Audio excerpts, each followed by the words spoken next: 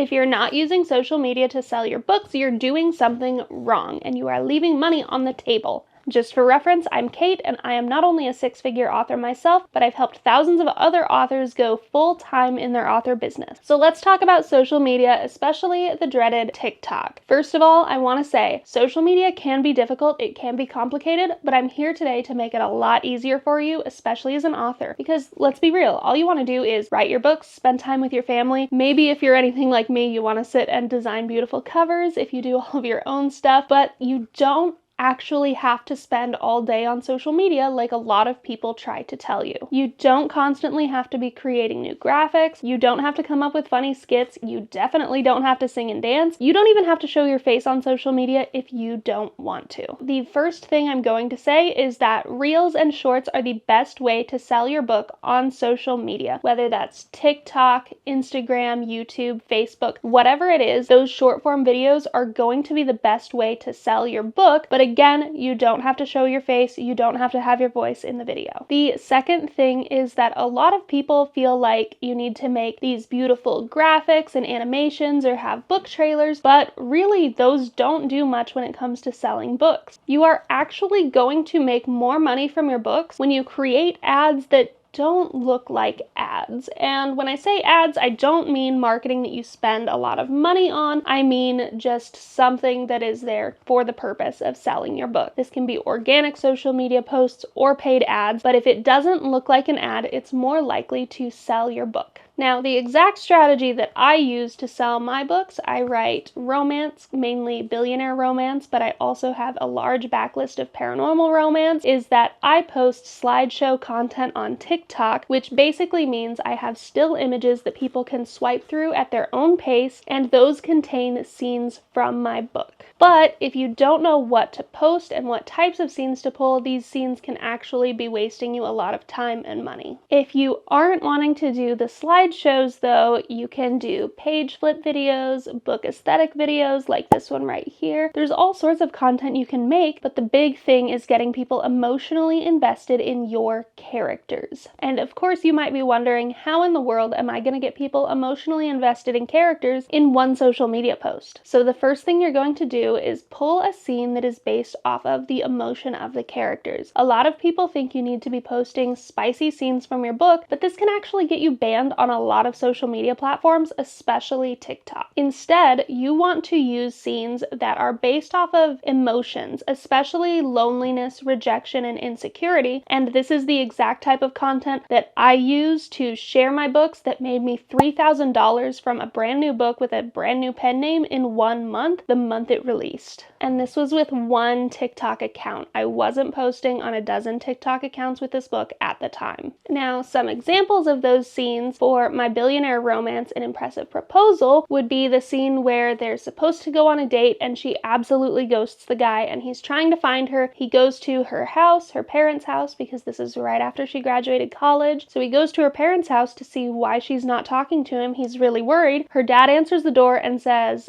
"Sir, she has no interest in seeing you. She does not have any interest in a gold digger." And he feels absolutely horrible, totally rejected. He's not even allowed to see her and speak to her, but the secret is there's a lot more going on than he's aware of, but he uses this as an opportunity to totally give up on her, which is really depressing because when she wakes up from her coma, she thinks that he has abandoned her as well. And then the rest of the story takes place 5 years later. However, I don't give all of that information. I don't talk about the fact in that scene that she is in a coma, that she has no idea what's going on, that she would have gone on the date if not for the accident that she was in. I don't go into any of that when I'm making these scenes, when I'm pulling these scenes, because I want people to be angry on behalf of the character that the scene is about. Getting people angry and getting them to feel the need to have this character get justice, get retribution, get something good and make them happy after this is the best way to get people to go on and read the book. And we're never going to give them the resolution to the scene scene within that scene. Now that you have an understanding of the types of scenes that you're going to use, you need to know how to apply them. So the first thing that you want to do is make sure that you actually use the dialogue that's in the book. If there's dialogue that is not necessary for the scene, you can cut it, or if you have a bunch of names that are confusing, you can definitely trim that down, but you do want to use dialogue when you're posting these types of scenes because we want people to get interested and we want people to have their brains get into reading mode, as I like to call it, where you actually feel like you're reading the book. So make sure that you include dialogue and narration. We're not paraphrasing here. We're not putting the scene saying, she said that she's not interested and he was heartbroken, right? We want to show that. We want to actually put that part of the book into that scene. If we paraphrase, then it feels very passive. It feels like we're reading a blurb, and people are less likely to purchase just based off of a blurb feeling scene versus an actual scene that puts them into the story. Now, if you're writing a story that is not romance based, this can be a little bit more complicated because a lot of the advice out there is giving you advice on these scenes based off of romance. However, I've pulled scenes that sell tons of different genres, and actually one of my favorite scenes that I've pulled for a client was a sci-fi book where the basis of it is this man is working for an evil corporation and they make him live in his office less than 20 miles from home. And the actual scene that I pulled that I am very proud of, that I love this scene and I think would sell a ton of books, is where his company sends him an email to let him know that his mother has passed away and he cannot go to the funeral. It is an absolutely gut-wrenching scene because we all can relate to this feeling of working for a boss that doesn't care about us. We all understand the feeling of working somewhere where everything just feels miserable all the time, and it's very clear that the company culture doesn't care about us. Of course, most of us aren't literally trapped in the office working there. However, we can still relate to this evil boss who's very cruel and unfeeling and uncaring. How many of us have tried to call out of work because someone we love has passed away, be it a pet or a grandparent or an aunt or something like that, and our boss said, okay, but are you coming in tomorrow?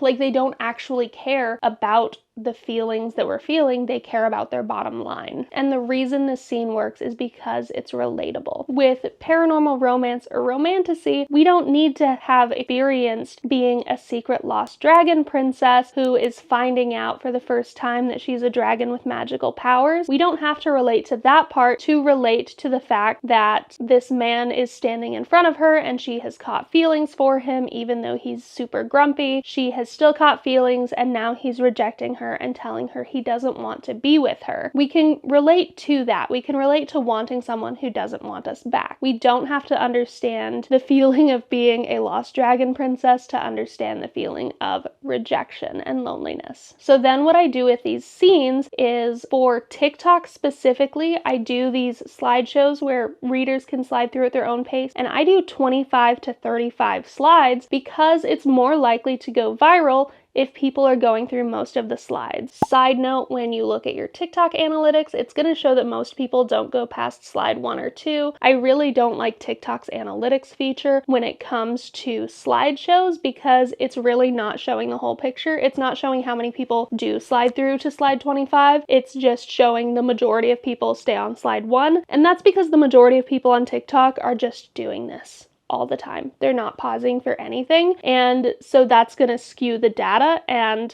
I want them to fix their algorithm, but so far they haven't. They haven't fixed their analytics there, but I promise these are overwhelmingly the best to post. Again, I have helped thousands of authors using this exact strategy, and this is the one that overwhelmingly goes viral. This is the one where people get the most virality and make the most money in a more general sense. More people are more likely to go viral using this tactic because everything that I teach is based off of what is the most likely to do well, not trends and not the flavor of the day and not like this secret hack for doing well. It's just based on what is most likely to do well, and 25 or more slides is over a minute of content, which means that if people are there for that long, TikTok is going to prefer that content.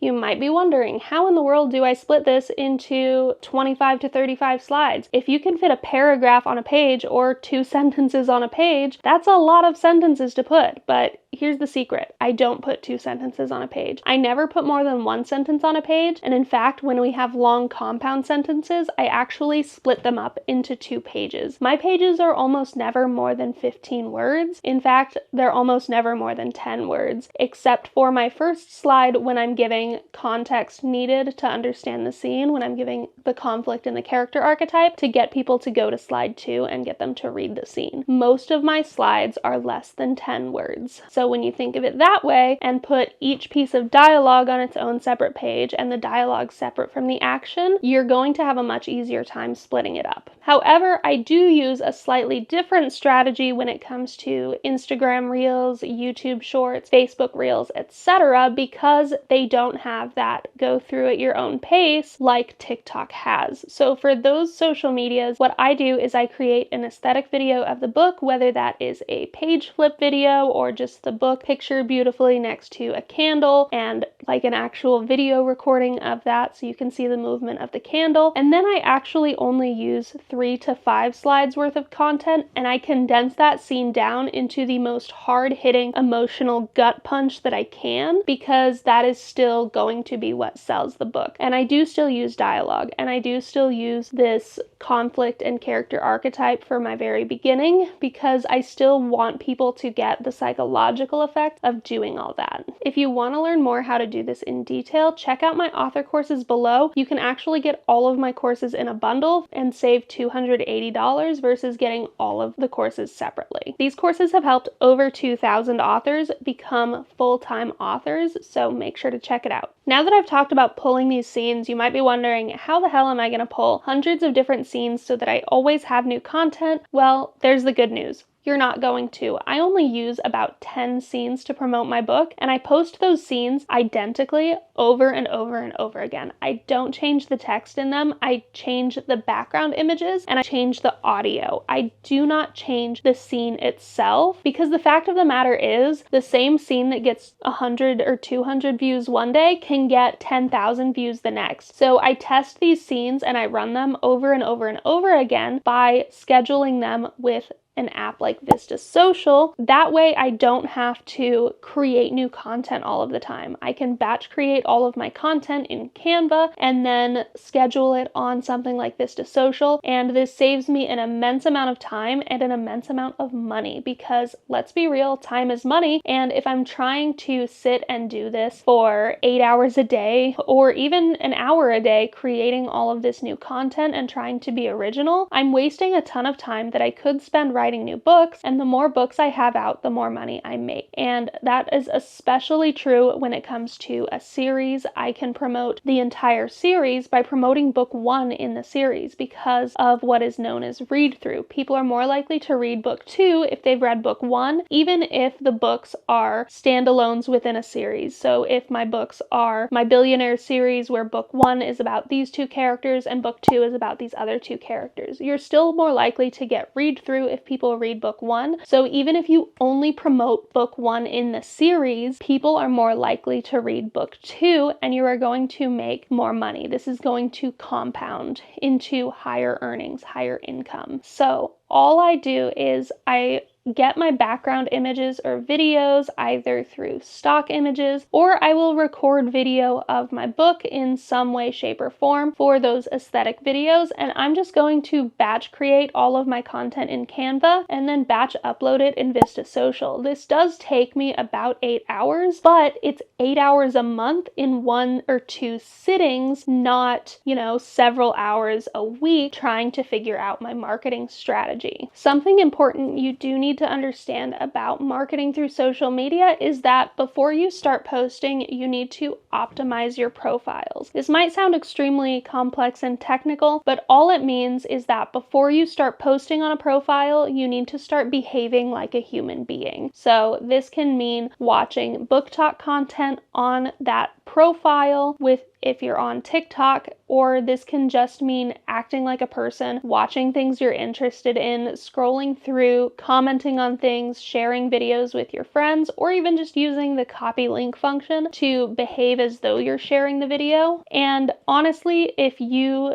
get started now and set up a profile and start doing this for about 5 to 10 minutes a day, just while you have a show going on or something else that is kind of mindless, or if you are, riding in the car and your husband is driving, you can sit and do this and just kind of mindlessly do this and scroll for at least 10 minutes a day for at least a few days before you start posting. It used to be that you could optimize a profile within a couple of hours and then start posting the same day, but TikTok is kind of catching on to this, and therefore profiles aren't getting as many views as they would otherwise. So just make sure that you're optimizing and actually using the profile, because TikTok is just trying to filter out bots. It can also be helpful to at least once a week just use that account and scroll a little bit, watch a couple of videos, like and comment on a couple of videos. At this point, you don't even have to share. It just needs to know that you're using the app, because accounts that use the app are going to be rewarded over accounts that don't. You're also more likely to do well if you scroll through TikTok Shop under their shop tab and act like you're going to buy things. You don't actually have to buy anything, but just scroll through and pretend like you're shopping, add a couple of things to the cart, check out different items, because TikTok's goal is to make money off of you, and from the fees that they make from TikTok Shop, they're more likely to make money off of you. Therefore, if you are scrolling and acting like you're using TikTok Shop, they are more likely to reward you for that, because they want you to feel like TikTok is a good use of your time. The last thing I really want to go over in this video is music usage, because people are always asking, well, what's the secret to an audio that's going to go viral? And there are even some TikTok gurus out there who are going to say, hey, use this audio because it's going to make sure you go viral. But that's simply not true, especially when it comes to books. If you're using audio that a bunch of people on BookTok are using, chances are TikTok has started to flag that audio because of the fact that people are using it and posting adult scenes. So in fact, if you're using an audio that has already started to go viral and a lot of people on BookTok are already using, chances are you can actually get lower views by using that audio, because TikTok will flag these audios and future videos using that will actually get lower views. What I do, and what has worked for me for multiple years now, is I use commercial-friendly audios under the commercial tab in your sounds. I will use commercial-friendly audios that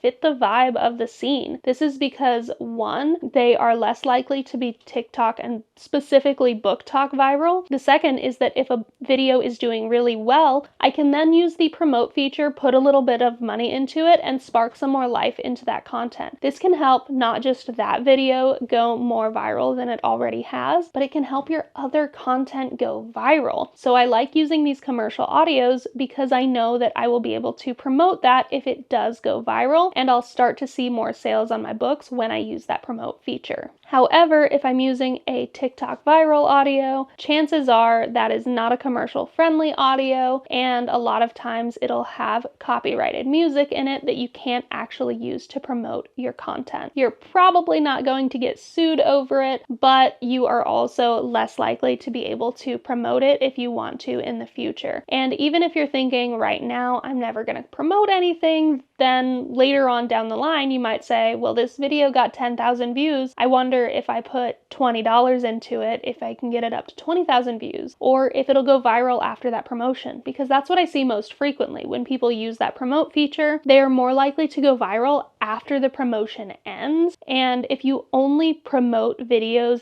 that are going viral already, that have 10,000 views or more, then TikTok is going to be more likely to give you more views because they want you to spend money. And if you're spending money on only stuff that's already doing well, they're going to see that. That's going to be a pattern in their algorithm. They're going to understand this account will spend money, but only if they're already getting good views. So they're more likely to help your video along a little bit. If you are ready to make more money from your books, whether you go viral or not, make sure to check out my course bundle below because you're going to save $280 if you order the bundle versus ordering the courses individually. This bundle has helped thousands of authors scale their businesses from part-time making a couple $100s a month to full-time making tens of thousands of dollars a month. I have multiple authors who are now 6- and 7-figure authors from my courses.